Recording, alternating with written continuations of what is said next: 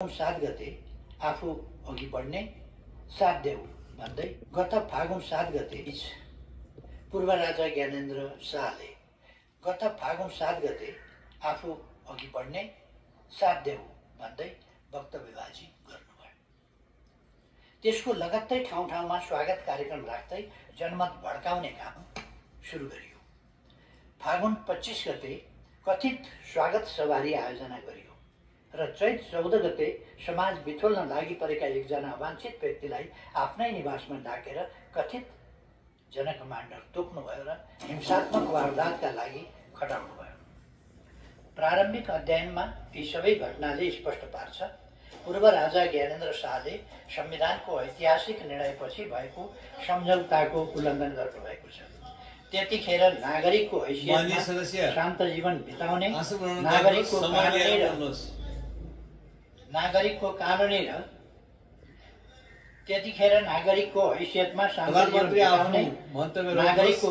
र संवैधानिक अधिकार प्रयोग गरी व्यापार व्यवसाय सञ्चालन गर्ने पूर्व राष्ट्र प्रमुखको हैसियतमा सरकारले सुरक्षाको प्रबन्ध गर्ने र उहाँलाई नागार्जुन दरबार प्रयोग गर्न र उहाँको मातालाई प्रयोग गरिरहेको नारायण हिटी दरबार परिसरको भवन प्रयोग गर्न सहमति भएको थियो। प्रधानमन्त्रीले समय पाउनु भएको छ। उहाँले राष्ट्रिय सभाका माननीय सदस्य एवं तत्कालीन गृहमन्त्री श्री कृष्ण प्रसाद सिटौलाले सरकारको तर्फबाट संवाद व्यवस्थापन गर्नुभयो। माननीय सदस्यहरू आसन ग्रहण गर्नुहोस्। आपराधिक घटनामा नियमावलीको होइन या संविधान उल्लङ्घन गर्ने व्यवस्था मास्ने कुरासँग म प्रश्न उठाइरहेको। माननीय सदस्यहरू आसन ग्रहण गर्नुहोस् र प्रधानमन्त्रीलाई समय दिएको छ। सबैले यस देशमा सबैले संविधान मान्नुपर्छ, व्यवस्था मान्नुपर्छ। हल्ला गरेको भरमा राजनीति र संसद सबैलाई अवरोध गर्ने काम गर्न मिल्दैन।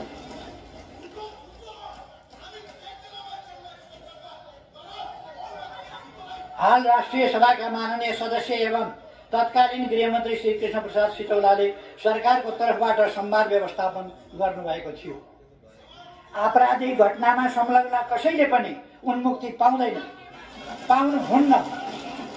यसमा पूर्व राजा शाहले पनि उन्मुक्ति पाउनुहुन्न। फेरि राजा बन्छु व्यवस्था मास्छु भन्नेले यी सबै श्रृङ्खलाबद्ध घटनामा आफ्नो धारणा सार्वजनिक गर्नु पर्दैन। मानिसलाई मर्नलाई दुर्सान गर्ने जनकमान्डर, इतिहासले कुनामा फ्याँकेका व्यक्ति, अभियानका संयोजक, धनजनको क्षति र लुटपाट, शासक बन्ने मनसुबा बोक्ने व्यक्ति आफ्नो कुरा राखिरहनु भएको छ। यहाँको सहमति असहमति त्यसलाई पछि यी सबै घटनाको त्यसैले गर्दा अहिले मान्य सदस्यहरू आसन ग्रहण गरेर केही दिन यता प्रधानमन्त्रीले दिएको समयमा यहाँहरूले सुन्नुपर्छ। केही दिन यता संसद अवरुद्ध छ। सुशासन र त्यस मान्य सदस्यहरू कम्प्रोमाइज भएका विषयमा प्रश्न उठ्न स्वाभाविक छ। सरकारका यहाँलाई समय पाएपछि यहाँले बोल्न सक्नुहुन्छ। त्यसकारण मैले यहाँलाई अहिले समय दिएको छैन। आसन ग्रहण गरेर बस्नु। यस सम्मानित सदन हो, तर अहिले विषय सामान्य छ। एकजना कर्मचारीको विषयमा प्रश्न उठेको छ। सदन अवरुद्ध छ। महत्त्वपूर्ण संसदीय कार्यमा बाधा पुगेको छ। राष्ट्र सेवक कर्मचारीको गुण दोष टिप्पणी गर्ने स्थल चाहिँ यहाँ हो भन्ने मलाई लाग्दैन। त्यसको प्रक्रिया छ। राम्रो काम गर्नेलाई पुरस्कृत गर्ने र दोषीलाई कारवाही गर्ने विधि पनि यसै सदनले निर्धारण गरेको छ। यति चाहिँ भनौँ, सामान्यतः कुनै पनि कर्मचारीबाट विभागीय मन्त्रीले आफूप्रति लोयल्टी फिल गरेन भने वा मन्त्रीप्रति कानुनप्रति लोयल्टी फिल भएन भने वा लोयल्टी राखिएन भने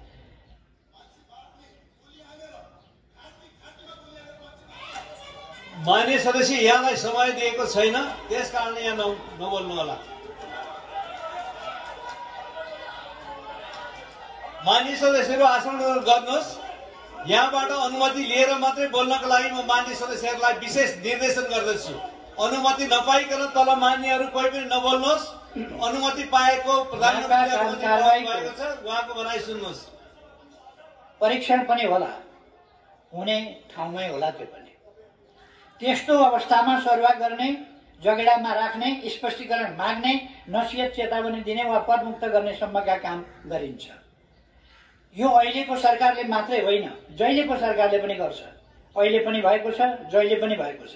चित्त नबुझ्ने पक्षले कानुनी उपचारको हक राख्छ, त्यो पनि हुने गरेको छ, भइरहेको छ। अहिले यस विषय सम्मानित अदालतमा विचाराधीन छ। यसमा थप चर्चा परिचर्चा गर्न विधि सम्मत हुन्न भन्ने यस सम्मानित सदनलाई जानकारी नै छ। त्यसैले यस विषयमा मलाई लाग्छ थप बहस नगरौँ।